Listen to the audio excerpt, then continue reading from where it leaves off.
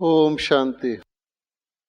आज का विषय तो बहुत ही अच्छा है, खुशी वाला विषय है, उमंग और उत्साह। जैसे किसी को कहा जाए आज तुम्हें गुलाब जामुन मिलेगा तो खुशी की बात है, जब तक वो डायबिटीज़ का मरीज ना हो।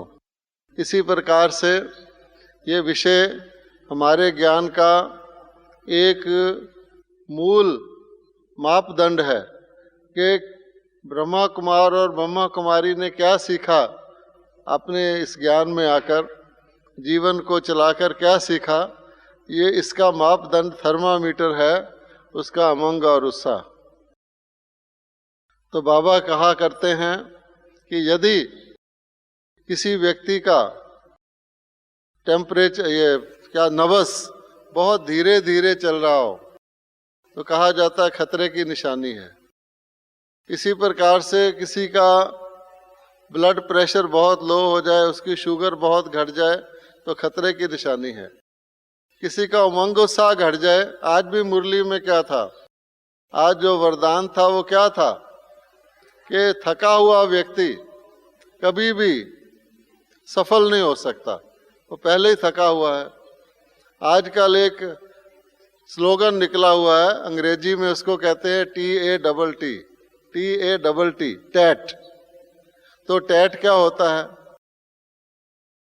Tired all the time. आजकल का व्यक्ति हर वक्त थका हुआ है। जब दफ्तर में जाएगा, काम बाद में शुरू करेगा, पहले चाय पिएगा। इसी तरह से घर आएगा तो थका हुआ, थकावट जैसे आजकल के जीवन का एक साधारण एक बात हो गई है। होना चाहिए इसका उल्टा। आजकल उमंग उत्साह आता है लेकिन टेम्परेरी तरह का आता है। कहते हैं किसी को सुस्त है, चुस्ती चाहिए, तो कैसे चुस्ती आएगी? चाय पी लो गरम गरम, चुस्ती आ जाएगी। कितनी देर की? जब तक वो चाय का असर रहेगा। या किसी दुकानदार को कस्टमर आ जाए, उसको चुस्ती आ जाती है।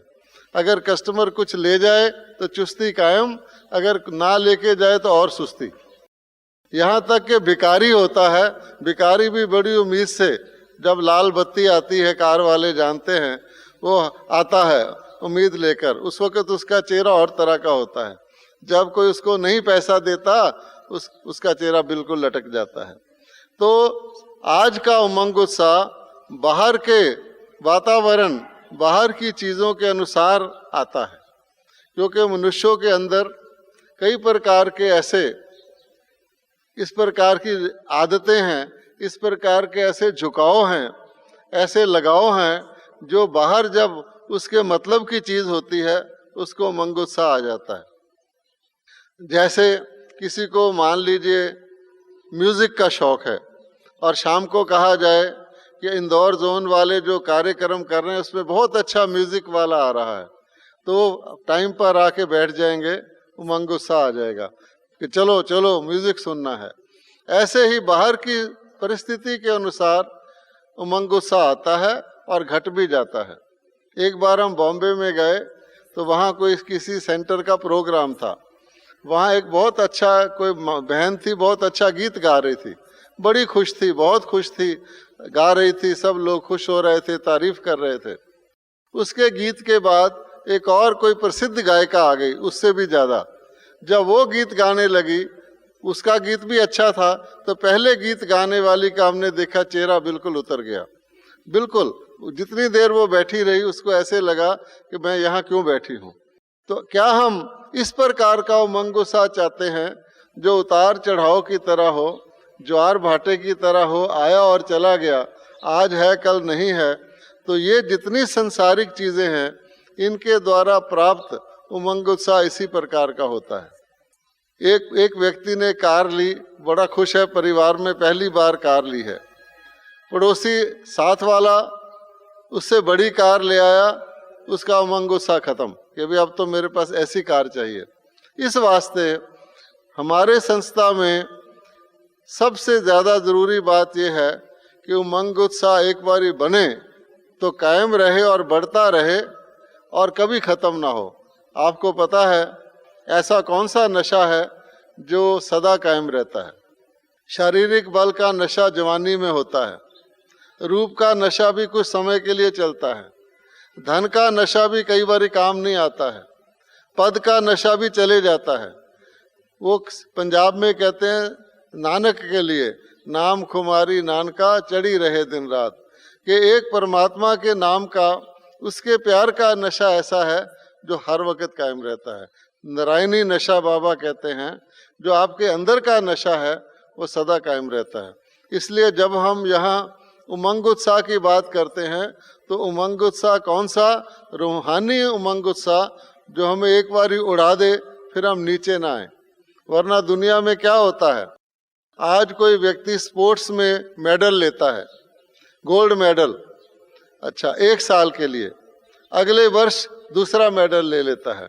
आज कोई मिस्टर यूनिवर्स बनता है या मिस यूनिवर्स बनता है 1 साल के लिए, कोई राष्ट्रपति बनता है 4-5 साल के लिए, उस समय उसको नशा रहता है।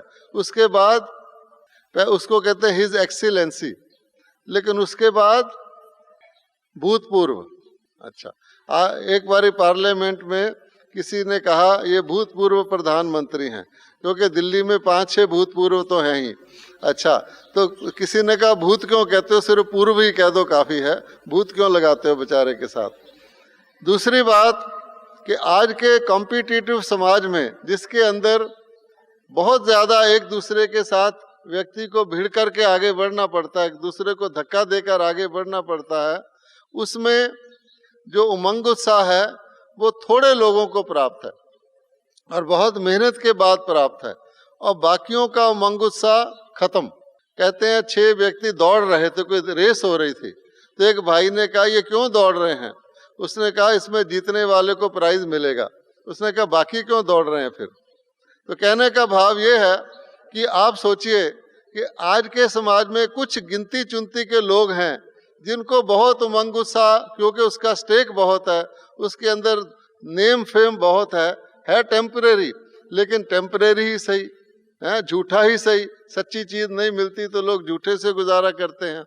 लेकिन यहाँ पर हमको ये बताया जाता है कि उमंग उत्साह हो तो सब में हो, ना सिर्फ सब मनुष्यों में हो, पशु पंछियों में भी हो, फल भी हो तो मीठा हो। ऐसा उमंग उत्साह हमें कैसे आ सकता है? तो इसके लिए आध्यात्मिक शिक्षा यहाँ दी जाती है। अगर कोई कच्चा फल लगा हुआ है पेड़ पर, मान लो कच्चा आम लगा हुआ है, तो कच्चा आम क्या करेगा? वो पेड़ से बहुत सख्त उसकी डंडी होगी, पेड़ से जुड़ा हुआ होगा और पेड़ से रस खींचता रहेगा, लेता रहेगा लेता रहेगा लेता रहेगा। किस लिए? कि मैं पक जाऊं। ठीक है, जब वो आम पक जाता है फिर क्या होता है? फिर उसकी डंडी सूखने लग जाती है और उसका रंग और तरह का हो जाता है, खुशबू और तरह की हो जाती है। पेड़ की तरफ कोई देखता है तो उसको लगता है कि ये पका हुआ है, और जरा सी हवा आने से वो टपक कर धरती पर आ जाता है। आजकल तो टपके के आम बहुत कम होते हैं, गर्मी से ही पकाए जाते हैं। मनुष्य भी गर्मी से ही पैदा होते हैं, गर्मी से ही पकते हैं, मच्छर भी इसी तरह से हैं। परंतु कहने का भाव यह, जब कोई चीज अपनी संपूर्ण अवस्था को प्राप्त कर लेती है, उसको पहली निशानी ये है, उसको किसी चीज की जरूरत नहीं रहती, उसको किसी चीज की आवश्यकता नहीं रहती। जब तक आवश्यकता है तब तक उसको किसी ना किसी चीज का आधार लेना पड़ता है। आपने हलवा खाया तो होगा, आज भी खाया है, कभी हलवा बनाया भी है। जब आप हलवा बनाते हैं तो शुरू शुरू में उसमें घी वगैरह मिक्स रहता है, लेकिन जब वो पक जाता है तो घी छोड़ देता है, आपने देखा होगा, अलग हो जाता है, न्यारा हो जाता है। इसलिए हमारी कंप्लीट स्टेज का बाबा ने बताया हुआ एक स्लोगन है, वो क्या है? इच्छा मात्रम क्या? इच्छा मात्रम अविद्या। तो यदि हमें अपने उमंग उत्साह को सदा कायम रखना है तो पहली हमारी निशानी होनी चाहिए हमारे अंदर इच्छाएं ना हो। एक दूसरा भी स्लोगन है बाबा का, इच्छा अच्छा बनने नहीं देती। ठीक है, जब तक इच्छा है तब तक हम कंप्लीट अच्छे नहीं बन सकते। ठीक है, और बाबा ने क्या कहा है कि जब हो चाहिए चाहिए चाहिए चाहिए तो क्या कहना चाहिए? जाइए जाइए जाइए जाइए।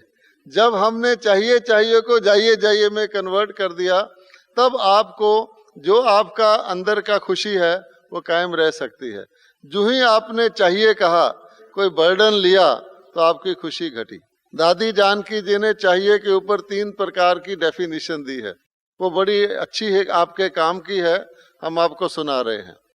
पहली बात, हर आत्मा आजकल क्या कहती है अपने लिए, मुझे ये करना तो चाहिए, लेकिन मैं कर नहीं पा रहा हूँ। ठीक है, मुझे अमृत वेले उठकर योग लगाना तो चाहिए, परंतु पूरा लगा नहीं रहा हूँ। दूसरी तरह का चाहिए, मुझे गुस्सा करना तो नहीं चाहिए, क्रोध करना तो नहीं चाहिए, परंतु हो जाता है। अब देखिए, आत्मा खुद कह रही है, उसका बुद्धि कह रही है ये मुझे करना चाहिए, लेकिन कर नहीं पा रहा हूँ। ये मुझे करना नहीं चाहिए, लेकिन हो जाता है। अच्छा, तो क्या हुआ? कमजोर हुई। अच्छा, अब कमजोर व्यक्ति के ऊपर तो बोझ होगा। दूसरे कोई भी व्यक्ति जो गरीब होता है वो ऋणी होता है, और कर्ज जैसा मर्ज नहीं होता, किसी ना किसी प्रकार का डिपेंडेंसी उसके ऊपर होगी, किसी के ऊपर आधारित होगा, वो खुशी में कैसे रहेगा? उमंग उसको भी आता है। जैसे पिंजरे में तोता हो, पिंजरे में तोता बेचारा बैठा है, लेकिन जब तोते को कोई दाना लेके आता है, वो पिंजरे के अंदर भी फुड़फुड़ाता है, जल्दी से आता है बाहर खाने के लिए, लेकिन वो किस तरह का उमंग है? थोड़ी देर का है, पिंजरे के अंदर बाहर आ नहीं सकता। इस प्रकार का उमंग तो संसार के व्यक्तियों में आप जगह जगह समय प्रति समय देखते रहते हैं। लेकिन है पिंजरे का तोता, अगर उसने को सच्चा उमंग चाहिए, उसको मजा लेना हो अपने परों का, तो पिंजरे से छूटना पड़ेगा। इस वास्ते एक तो ये चाहिए चाहिए चाहिए, लेकिन हो नहीं पा रहा या हो जाता है, ये पहला चाहिए है। दूसरा कौन सा है? ये अपने लिए है। संसार की वस्तुएं, मुझे ये चाहिए, मुझे वो चाहिए, मुझे वो चाहिए, मुझे वो चाहिए। ये चाहिए उस वस्तु के लिए आता है जो आपके लिए जरूरी नहीं है। कभी आपने हवाई जहाज में ट्रेवल किया हो, या किसी बहुत बड़े स्टोर में जाएं, तो उसमें जितनी चीजें होती हैं, ट्रेवल वाले भी कुछ बेचने के लिए लाते हैं, वो सब चीजें किसी काम की नहीं होती, उसकी किसी को जरूरत नहीं होती। ऐसे ही बड़े बड़े स्टोर में जाएं, तरह तरह की सुगंधियां, सेंट वगैरह वगैरह बिकते हैं, बहुत महंगे महंगे। वास्तव में तो व्यक्ति के जीवन से खुशबू आनी चाहिए गुणों की, और अच्छे व्यक्ति के जो मांसाहार नहीं करता, जो प्याज नहीं खाता, जो लहसुन नहीं खाता, उसके शरीर से वैसे भी सुगंध आनी चाहिए। हमारे ब्राह्मणों में और दुनिया के लोगों के आप देखेंगे, उनके जीवन से आपको सीधा ही पता लग जाएगा। कोई स्मोकिंग करता है, कोई कुछ करता है, तो उसकी बजाय दुर्गंध को दबाने के लिए बहुत महंगे महंगे इत्र लगाना, ये कोई खास उमंग उत्साह की बात तो है नहीं। वो पैसा अगर किसी अच्छे काम में लगाएं तो शायद उनको ज्यादा खुशी मिल जाए। तो इस प्रकार से जो वस्तुएं लग्जरी की हैं, को लेने से हमारे ऊपर और ही बोझ चढ़ता है, हम अपने नॉर्मल जीवन से परे होते हैं। वो आपके उमंग उत्साह को दबाने वाली हैं, वो आपको पिंजरे का पंछी बनाने वाली हैं। इस वास्ते ये जो चाहिए चाहिए, ये भी चाहिए वो भी चाहिए है। फिलीपींस की एक लेडी थी, फर्स्ट लेडी, उसके पास पता नहीं कितने 100 जूते थे, बहुत सारे, पता नहीं वो सारी जिंदगी भी एक जूता नहीं बदल सकती थी। तो इस प्रकार से ये फालतू चीजें बाबा छुड़वाता है। जितने मस्त फकीर जो होता है, जितना हल्का उतना अच्छा। आप कोई भी चीज ले आएंगे एक्स्ट्रा, आपके ऊपर बर्डन हो जाएगा। नौजवानों को हमने देखा, वो कैमरा लेने के शौकीन होते हैं, कैमरा चाहिए, अच्छा ले आते हैं। अरे आंख का कैमरा परमात्मा ने, नेचर ने आपको दिया है, गरीब को भी दिया है, अमीर को भी दिया है। इतने शानदार नेचुरल रंग उसके अंदर हैं, और पीछे मेमोरी दी है बुद्धि में। आप किसी भी दृश्य को, अपने जीवन के अच्छे दृश्य को सामने ला सकते हैं। नकली कैमरा से आप एक फोटो खींच कर रख लेते हैं, किसी के हाथ में हाथ डालकर। आज वो आपका मित्र है, 6 साल बाद आपका दिल करेगा इसका फोटो मेरे एल्बम में क्यों है, ये तो मेरा दुश्मन है। इस वास्ते ये नकली चीज़ों की मेमोरी करने से भी, एक व्यक्ति के सिर पे बहुत घने बाल हैं, उसने अपना फोटो खींच के रख लिया, 70 साल की उम्र में वो मेरे जैसा हो गया, उसने फोटो देखा, उसकी कंघी भी उसकी म्यूजियम में रखने के लिए, क्या फायदा होगा। इस वास्ते हम नेचर से परे होकर अपनी आंख के कैमरे में अच्छे अच्छे दृश्यों को, अच्छी अच्छी यादों को संजोने की बजाय हम नकली आधार लेते हैं। उसमें कितना खर्चा आता है, कितनी भागदौड़ होती है, पहले फोटो खींचते हैं, फिर उसको भेजते हैं, और कुछ 1 आध साल के बाद वो कैमरा अलमारी में पड़ा होता है। इसी प्रकार से इस प्रकार की जो संसारिक वस्तुएं हैं, जो आवश्यक के ज्यादा हैं, आपके पास ड्रेसें भी आवश्यक के ज्यादा हैं, वो भी आपको तंग करेंगी। तब बाबा कहता है मस्त फकीर रहो, कुदरत अपने कर्मों के ऊपर भरोसा रखो। आपको जितना त्याग करोगे, हमारा स्लोगन क्या है, जितना त्याग करोगे उतना भाग्य मिलेगा। अगर एक चीज को पकड़ के रखोगे तो वही आपकी होगी, अगर उसको छोड़ दोगे तो सब चीज आपकी हो जाएगी। जिसका कुछ नहीं है उसका सब कुछ है, जिसका सिर्फ कुछ है उसका उतना ही कुछ है। इस वास्ते ये ज्ञान बाबा ने बेहद का दिया हुआ है कि बेहद का बाप आपको बेहद की हिस्ट्री सुनाता है, बेहद की ज्योग्राफी सिखाता है, बेहद का वर्षा देता है, तो लिमिट में क्यों आए, पिंजरे के पंछी क्यों बने, इस जन्म के भी थोड़े से भाग का क्यों सोचे। एक तीसरी तरह की चाहिए भी है, वो और भी इंटरेस्टिंग है, कि जो हमारी खुशी को ले जाती है वो दूसरों के प्रति है। इसको ऐसे करना चाहिए, उसको ऐसे करना चाहिए, उसको ऐसे नहीं करना चाहिए। अब बताओ कि मुझे जो करना चाहिए वो मैं कर नहीं पा रहा हूँ, मुझे जो नहीं करना चाहिए वो मेरे से हो जाता है, और उसको ऐसे करना चाहिए, उसको ऐसे नहीं करना चाहिए। ये वेस्ट ऑफ टाइम नहीं है तो क्या है। इसलिए पर चिंतन हमारी उमंग उत्साह को कम करता है। आप अपने में मस्त रहिए, जो आपके पास है उसको संभाल के रखिए, उसको अच्छी तरह प्रयोग करिए। प्रेशर कुकर में भी अगर गैस बंद रहता है तो वो काम का होता है, उसमें लीकेज हो जाए तो किसी काम का नहीं होता। इसी प्रकार से हम अपनी खुशी और उमंग उत्साह का जो हमारे अंदर शक्ति है उसको हम इस प्रकार से लीकेज होने दें, दूसरों के चिंतन में पड़ जाएं और दूसरों की बातें सोचने लगें, तो भी हमारा उमंग उत्साह घटता है। इसलिए कहा जाता है सो मान, सेल्फ रिस्पेक्ट, सेल्फ एस्टीम। तो जो अपने अंदर की वैल्यू को बढ़ाता है वो व्यक्ति वैल्यूएबल है, जो अपने अंदर की रिस्पेक्ट को, मान को बढ़ाता है वो व्यक्ति रिस्पेक्टेबल है। जो दूसरों पर आधारित रहता है कि ये मुझे माननीय गिने, ये मुझे आदरणीय गिने, ये मुझे समाज का अच्छा प्राणी गिने, उसके लिए वो बेचारा बहुत साधन करता है। मेरे पास बड़ा बंगला हो जाए, महंगी ड्रेस हो जाए, अच्छा जूता हो जाए, बड़ा मकान हो जाए, तो फिर इसलिए दूसरे से मुकाबला करने से व्यक्ति का उमंग उत्साह घटता है। आपने वो कहानी, मशहूर कहानी सुनी होगी कि एक बार एक व्यक्ति ने बहुत तपस्या की कि कुछ देवता से वरदान मिल जाए। तो एक देवता प्रकट हो गए, बोले बोलो बहुत तपस्या किया, क्या चाहिए। बोला आप जैसा कहें। बोला 3 वरदान मांगो तुमको मिलेंगे, जो चाहिए मिलेगा।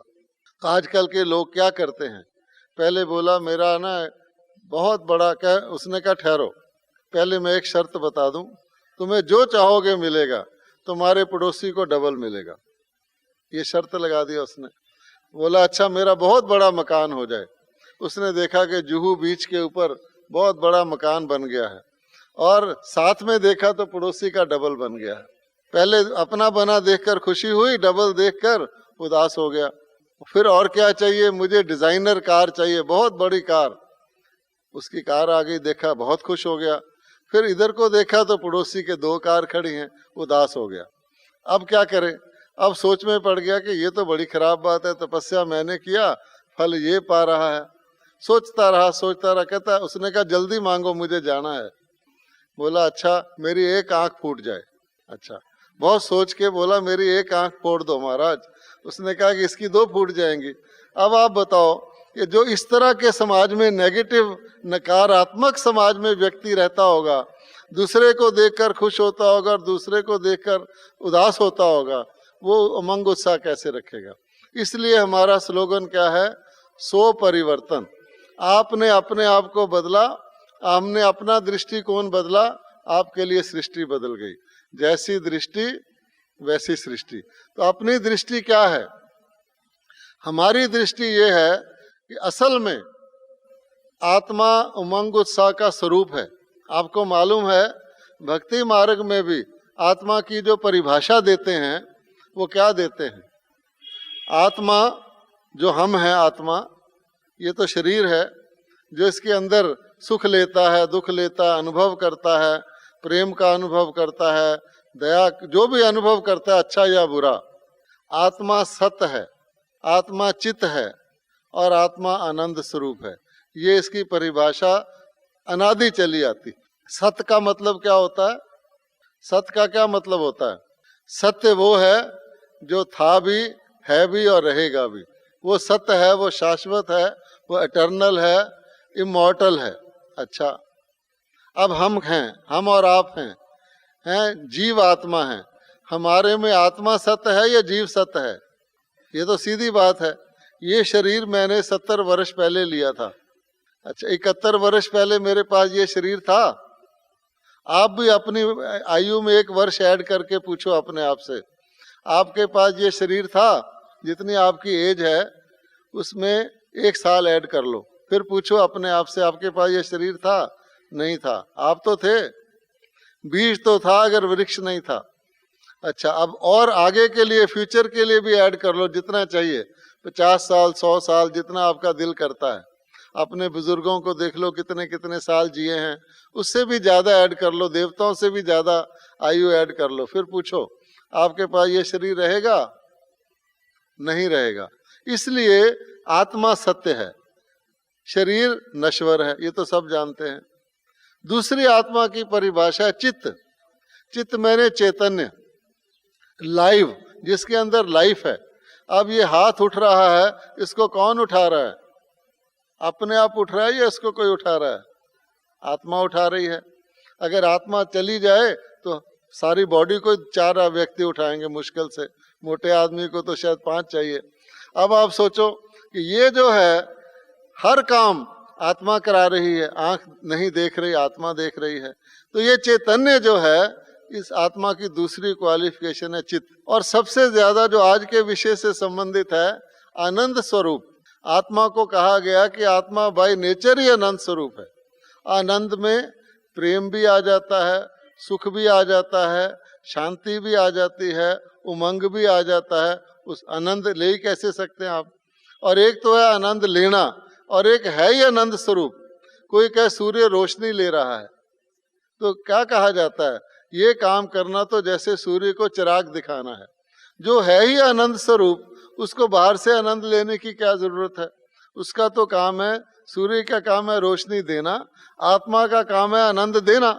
और आत्मा ही कहे, कितनी अजीब बात है, आत्मा ही कहे मुझे प्रेम चाहिए, मुझे शांति चाहिए, मुझे आनंद चाहिए, पीस चाहिए। पीस के लिए आज दुनिया में कितनी बातें हो रही हैं, पीस चाहिए। यहाँ हमारा स्लोगन ही ओम शांति। कोई भूल भी जाए तो कभी ओम शांति, मैं हूं ही पीसफुल, है ना। इस वास्ते आजकल तो पीस प्राइज भी दे देते हैं। पीस हुआ नहीं, प्राइज दे दो। दुनिया में कोई ऐसा प्राइज है जो काम किए बगैर ही मिल जाए? कोई व्यक्ति किसी चीज को करके आता है, अकम्प्लिश करता है, तो उसको प्राइज मिलता है।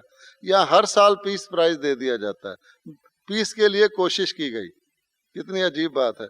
कोई कहे मुझे बीए की डिग्री दे दो, मैंने बीए पढ़ने के लिए कोशिश किया था, कोई देगा? अच्छा, तो अब आप सोचिए। खैर, ये तो बाबा कहता है अजीब दुनिया है, परंतु आनंद स्वरूप। अब इसका प्रूफ भी है।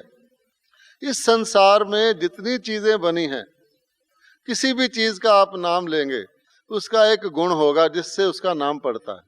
मान लो ये बिजली का बल्ब है, इसका नाम बिजली का बल्ब है, तो क्या मतलब? कोई आंख बंद करके भी पूछेगा बिजली का बल्ब क्या करता है, तो सब कहेंगे रोशनी देता है। उसका नाम बल्ब इसीलिए कि वो रोशनी देता है। कोई कहे सूर्य, तो सूर्य का नाम सूर्य क्यों है? क्योंकि वो गर्मी और रोशनी देता है। कोई कहे आग, तो आग का काम क्या है? जलाना। पता लग जाएगा आग। आग सुन के आंख बंद करके भी कहेगा आग, तो उसको पता आग का क्या गुण है। बर्फ, कोई कहेगा ये बर्फ है, हथेली पर बर्फ रख दो, तो ये बर्फ का क्या गुण है? ठंडा करना। आप देखिए बर्फ इतनी बड़ी होगी, हाथ पर रख दो, हाथ ऐसे करने लग जाएगा। बर्फ अपना गुण नहीं छोड़ेगी, चाहे बाहर के प्रभाव से बर्फ छोटी हो जाए, पानी बन जाए, तब भी वो अपनी ठंडाई नहीं छोड़ेगी, इसीलिए उसका नाम बर्फ है। बिच्छू का क्या काम है? काटना। तो बिच्छू का काम ही काटना है, उस नाम से वो बिच्छू जाना जाता है। अब जब आत्मा आनंद स्वरूप गाई जाती है तो उसका क्या गुण होगा, आप सोचिए। ठीक है, ये उसका असली गुण है। एक होता है असली गुण, एक बिगड़ा हुआ रूप भी होता है। ठीक है ना। एक कोई खस्ता मकान देखे, खंडर बता रहे हैं इमारत हसीन थी, अगर कोई व्यक्ति खंडर देखे आज, तो क्या ये बिल्डिंग ऐसी, बनाने वाले ने ये बिल्डिंग बनाई है? भाई उसने तो ये नहीं बनाई थी, आज बन गई है। ठीक है ना। कहीं आज ये भी कह देते भगवान तूने ये दुनिया बनाई, कहता मैंने थोड़ी ये बनाई थी। तो आध्यात्मिक रूल ये है कि हर चीज नई बनती है। मुरली में भी था, पहले सुख होता है फिर दुख होता है। हर चीज नई बनती है, पुरानी हो जाती है, पुरानी बनती नहीं है। कोई माता बासी रोटी पका के दिखाए, पका सकते हैं आप? अच्छा, कोई कंपनी पुराना पंखा बना के दिखाए, बना ही नहीं सकता। कोई बूढ़ा व्यक्ति जन्म लेके दिखाए, हो ही नहीं सकता। इस वास्ते है ना, कहते हैं गांव में एक नेताजी गए, उसने पूछा यहाँ कोई बड़ा व्यक्ति पैदा हुआ है? तो गांव वाले तो सीधे होते हैं, कहते नहीं जी यहाँ तो सब छोटे ही पैदा होते हैं। अब आप सोचिए, वास्तव में हर चीज की ये ला है, नए से पुराना होना, पुराने से नया होना ला नहीं। जैसे पानी का नियम है ऊपर से नीचे आना, यथा राजा तथा प्रजा। आजकल क्या नियम है? यथा प्रजा तथा राजा। अंधेर नगरी चौपट राजा, टके शेर भाजी। टके शेर भी कहाँ है आजकल, है टके शेर खाजा। अब आप सोचिए कि जब हमारा ओरिजिनल रूप ही आनंद स्वरूप है तो कहाँ चला गया वो? अवश्य ही उसका विकृत रूप, उसका बिगड़ा हुआ रूप आज दिखता है। हम लोग देवताओं के क्या हैं? देवताओं के पुजारी हैं, नाम देवताओं के हैं, नाम हमारे नयन सुख हैं सबके, लेकिन हैं क्या वो आप जानते ही हैं। नाम शांति देवी, हाथ में बेलन है। नाम त्रिलोकीनाथ, रहता किराए की चबारे पर है ना। तो ये हमारा काम है, परंतु ये बिगड़ा हुआ रूप है। अगर हमारा असली रूप आप देखें, आजकल तो नाम ऐसे भी हैं, श्री राधा कृष्ण जी, और मद्रास की तरफ जाओ तो शिवा रामा कृष्णन, 3-3 नाम। कालका मेल में 2 इंजन होते हैं, उन्होंने 3-3 इंजन लगाए कि देवता का नाम रखो, कोई ताकत तो आएगी। लेकिन ना उमंग है, ना उत्साह है, सब काम फिस है।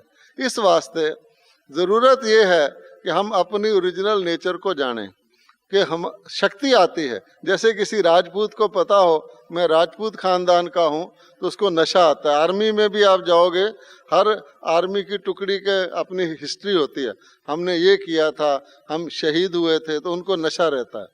इसी प्रकार से हमारा रूप ही आनंद स्वरूप है, तो बिगाड़ कहाँ से आ गया? तब बाबा कहते हैं अपने को ना सिर्फ आत्मा कह के याद करो। कई कहते हैं मैं शरीर नहीं हूँ, मैं आत्मा हूँ, मैं शरीर नहीं हूँ, मैं आत्मा हूँ। आत्माभिमानी बनना बड़ी अच्छी बात है। भाई आत्मा तो कौन सी आत्मा हो? कमजोर आत्मा हो, विकारों से भरी हुई आत्मा हो, ईर्ष्या से भरी हुई आत्मा हो, नफरत से भरी हुई आत्मा हो, तो फिर आत्मा कहने का विकार तो आत्मा में ही है। इसलिए उमंग उत्साह के लिए पहला असूल क्या कि मैं शुद्ध आत्मा हूँ। अपनी ओरिजिनल स्टेज को याद किया जाए, वो मैं था, वो मुझे फिर बनना है। इसको बाबा क्या कहते हैं? हम सो हम सो हम। साधु लोग कहते हैं हम सो परमात्मा, परमात्मा सो आत्मा। ये नहीं है। हाँ, मुरली में भी था, एक तरफ कहते हैं परमात्मा नाम रूप से न्यारा है, उसका कोई नाम रूप है ही नहीं, निराकार है। दूसरी तरफ क्या कहते हैं? सब नाम रूप भगवान के ही हैं, क्योंकि सब जगह है। तो जानवरों में भी हो गया। इसका मतलब क्या हुआ? न्यारा कैसे हुआ? अच्छा, अगर सब नाम रूप उसके, तो ढूंढ किसको रहे हो? फिर तो आपको पता लग गया ना सब नाम रूप उसके हैं। इसलिए ये घोटाला किया हुआ है। तभी बाबा कहता है कि आप अपने आत्मा के भी उस स्वरूप को याद करें जो हमारा सबका, सब आत्माएं जितनी इस दुनिया में है फर्स्ट ओरिजिनल फॉर्म में प्योर थी, आनंद स्वरूप थी। इसीलिए हम उमंग उत्साह को ढूंढते हैं। अगर किसी को उमंग उत्साह आया ही ना हो, मुर्दा हो, तो मुर्दा क्या हो मंगूसा ढूंढेगा। कहते ना मुर्दा बोले तो क्या करेगा, मुर्दा बोले कफन फाड़े, कहा जाता है कि नहीं। मुर्दा तो बोलेगा ही नहीं, परंतु क्योंकि हम पीसफुल थे इसलिए हम पीस को ढूंढते हैं। किसी ने आम खाया ही नहीं, वो कहे आम मुझे चाहिए, वो कभी उसकी डिमांड हो ही नहीं सकती, उसको पता ही नहीं आम क्या होता है। एक बारी किसी ने टेस्ट किया है वो दोबारा मांगता है, हातमताई करता है। इस वास्ते हमें आत्मा हूँ, मैं आत्मा आनंद स्वरूप ओरिजिनली हूँ, अब मेरे अंदर कुछ गड़बड़ आ गई है, उसको ठीक करना है। तो बाबा ने गड़बड़ कौन सी बताई हुई है। पहली गड़बड़, उड़ने वाली चीज। अगर किसी कबूतर को भूल जाए मेरे पर हैं तो क्या होगा, उसके आगे बिल्ली आएगी तो क्या करेगा, डर जाएगा और ऐसे आंखें बंद कर लेगा, बिल्ली नहीं है, तो फिर उसका क्या हाल होगा, जो होता है। लेकिन अगर कबूतर ये जानता हो कि मेरे अच्छी तरह होश में हो, मेरे पर हैं, बिल्ली के तो पर नहीं है, तो कबूतर क्या करेगा, ऊपर बैठ जाएगा जाके, आ जाओ बिल्ली आ जाओ, नहीं आएगी, क्योंकि उसको अपनी पावर पता है।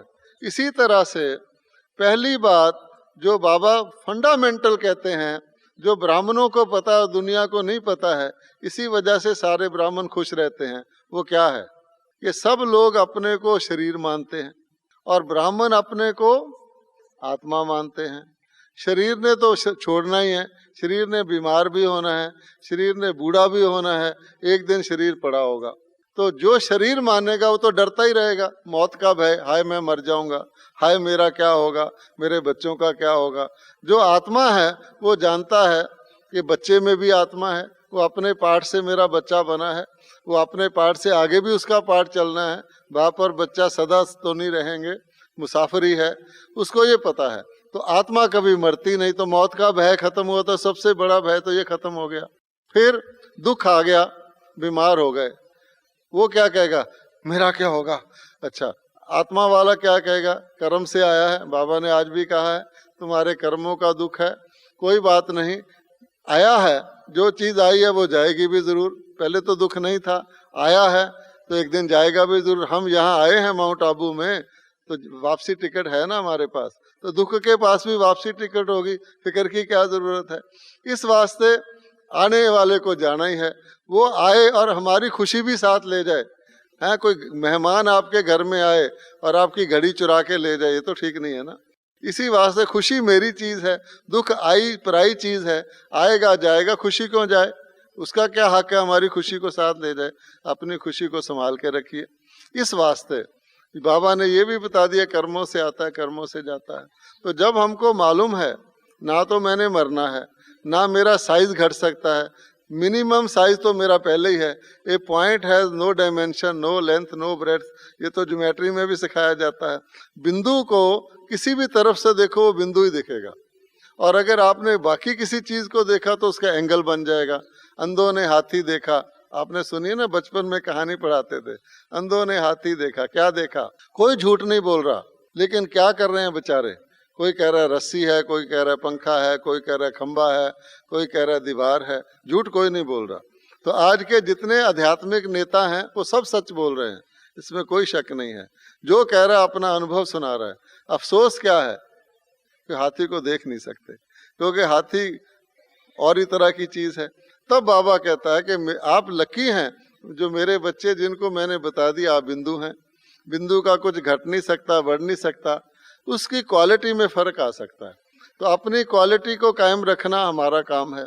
और जो संस्कार लोग इस जन्म की सोचते हैं कि मेरा ये जन्म ठीक हो जाए, मेरा प्रोविडेंट फंड हो जाए, मेरे बैंक में बैलेंस हो जाए, मेरा ऐसा ना हो जाए, हम क्या सोचते हैं कि आत्मा के अंदर जो भर लोगे वो इस जन्म में भी है, आज भी है, आगे के लिए भी है, आगे के लिए भी है। तो इससे बड़ी अविनाशी कमाई क्या हो सकती है। और बाबा ने ये भी बता दिया आपकी लीकेज कहाँ होती है, खर्चा कहाँ कहाँ होता है। एक तो हमारे अंदर जो पुरानी आदतें पड़ी हुई हैं, हम ज्ञान कहता है इधर जाओ, पुरानी आदतें कहते नहीं इधर जाओ, कहता है जाना चाहिए लेकिन नहीं जा सकते, चाहिए हो नहीं रहा। बाबा कहता है इधर मत जाओ, चले जाते हैं, खिसक जाते हैं। तो पुरानी आदतों को खत्म करने का तरीका आज बाबा ने आज भी बताया है। क्या है कि अपनी ताकत से हम कर सकते होते तो कर लेते, नीचे ही क्यों आते। लेकिन योग कि बाबा की शक्ति से कोई भी चीज असंभव नहीं है। पांडव किस शक्ति से जीते थे? पांडव किस शक्ति से जीते थे? कौरव बहुत थे, वो परमात्मा की गाइडेंस से सीखे थे, जिसको श्रीमत कहते हैं। हमें वही गाइडेंस फिर मिल रहा है। तो वो गाइडेंस तो हमारी ऐसी शानदार है जो लेटे हुए को भी उड़ा दे। बाबा हमारे को मंगुत्सा, क्योंकि बाबा को सब पता है कि बच्चे को कैसे ऐसे ऐसे करना है, बच्चा फटाफट चुस्त हो जाएगा। तो बाबा रोज हमें इंजेक्शन लगा देता है ज्ञान का। ज्ञान स्नान, हिंदू लोग कहते हैं रोज स्नान करते हैं, वो पानी का स्नान करके भी चुस्त हो जाते हैं। ये तो ज्ञान स्नान है, इसलिए ज्ञान स्नान रोज करो। दूसरी बात, बाबा को याद रोज करो, शक्ति आ जाएगी। तीसरा, परहेज करो, क्योंकि कहा जाता है कितनी भी अच्छी दवाई हो, अगर कोई परहेज नहीं करता तो दवाई असर नहीं करती। कोई दवाई डॉक्टर कहता है सुबह ही खानी है खाली पेट, तो खाते हैं कि नहीं खाते हैं? बाबा कहता है सुबह ज्ञान लेना है तो लेना चाहिए। अगर परहेज नहीं किया, अच्छा शाम को ले लेंगे तो नहीं होगा। ठंडी चाय पी लेंगे तो क्या फायदा होगा? इस वास्ते बाबा के नियमों का पालन करें, उमंग उत्साह कायम रहेगा, बढ़ेगा। पर चिंतन ना करें, दूसरे की तरफ ना देखें। अब अस्पताल में पड़े हैं, एक को डॉक्टर ने आंख में हरे ड्रॉप डाले, दूसरे मरीज को लाल डाले, वो कहेगा डॉक्टर जी मेरे भी हरे डालो, तो क्या होगा? वो कहेगा मुझे पता है क्या करना है। तो हम ये भी देखते हैं कि हर बच्चे को बाबा को पता है कैसे ट्रीट करना है, दादियों को पता है कैसे ट्रीट करना है। हम कह नहीं मुझे भी ऐसे ट्रीट करो, तो तुम मरीज तुम है या तुम डॉक्टर है ना? इसलिए बाबा कहता है सरेंडर भी रहो, पर चिंतन नहीं करो और मन मत पे नहीं चलो कि मेरी मत और बाबा की मत ओके, और बाबा के बच्चे खाओ पियो मौज करो, घर में रहो, जो मर्जी करो, घूमो फिरो याद करो। बाबा ने कहा ना घूमो फिरो याद करो, अब के जाते हुए आगरे का ताजमहल देख के जाएंगे, तो श्रीमत हो गई। और जो बाबा ने बाकी बातें कही हैं मन मत से नहीं, अच्छा कोशिश करेंगे तो इससे तो मंगोसा नहीं बढ़ेगा। इसलिए हम और कुछ नहीं करें, सिंपल जो बाबा कहता है, बहुत सालों का प्लान नहीं बनाए, एक दिन का प्लान बनाए बस। एक दिन का प्लान भी बाबा ने हमें बना के दिया हुआ है। जैसे कंप्यूटर होता है, कंप्यूटर के अंदर जिस तरह की फ्लॉपी डाल दो उस तरह का दिखता है। तो बाबा ने हमें सुपर कंप्यूटर होते हैं ना, बहुत बड़े बड़े, सुपर से भी ऊपर वो फ्लॉपी बाबा ने हमें दी है, और रोज उसका सॉफ्टवेयर मुरली के रूप में देता है। अच्छा, उस पे चलो। हम क्या करते हैं, जो हमारी वायरस वाली फ्लॉपी है ना, जिसके अंदर अहंकार है, क्रोध है, लोभ है, वो लगा देते हैं। तो बाबा की फ्लॉपी के अंदर भी वो मिक्स हो जाता है, तो कुछ का कुछ दिखता है ना। जैसे किसी व्यक्ति की आई साइड कमजोर हो, उसका कुछ का कुछ दिखता है, कितनी उंगलियां कहेगा 4, तो इसी तरह फिर वो गड़बड़ होती। फिर कहते हैं बाबा आपके भी बने, दवाई भी खा रहे हैं, इतने साल से चल भी रहे हैं। वो जो शुरू शुरू में नशा था ना, वो नहीं आता, जिसको बिगनर्स लक कहते हैं ना, गैम्बलर्स लक। शुरू शुरू में तो बाबा उठा देता अपनी ताकत से, बाद में कहता अब चलो। तो जब अपनी ताकत से चलना पड़ता है ना, फिर तन डोले मन डोले हो जाता है। इस वास्ते बाबा कहता है कि आप है कुछ भी नहीं, इतना आसान ज्ञान है, हमने मुश्किल। जब भगवान ने कह दिया सहज ज्ञान, सहज योग, सहज धारणा, सब कुछ सहज, कोई आसन नहीं करवाने, कोई मंत्र नहीं पढ़ने, रोज की अपनी दिनचर्या को ठीक रखना, फिर हम क्यों नहीं करते? थोड़ी सी लापरवाही है। इसलिए बाबा ने कहा है उमंग उत्साह का उल्टा है क्या? आलस और अलबेलापन। अलबेलापन क्यों होता है? अलबेलेपन से कुछ अवज्ञा होती है, अवज्ञा होने से आलस आता है, क्योंकि कमाई घट जाती है। किसी दुकानदार की कमाई ना उसको वासी आएगी। अलबेलापन क्यों होता है? अलबेलापन एक धोखे से होता है। वो धोखा ये है, हम संसारिक सुखों को रूहानी सुख मान लेते हैं। समझा आपने? कि कोई ज्ञान में आ गया, उसको बिजनेस में लाभ हो गया, तो उसने क्या कहा, आहा हा बाबा के बने हैं ना, देखो दुकान खूब चल रही है।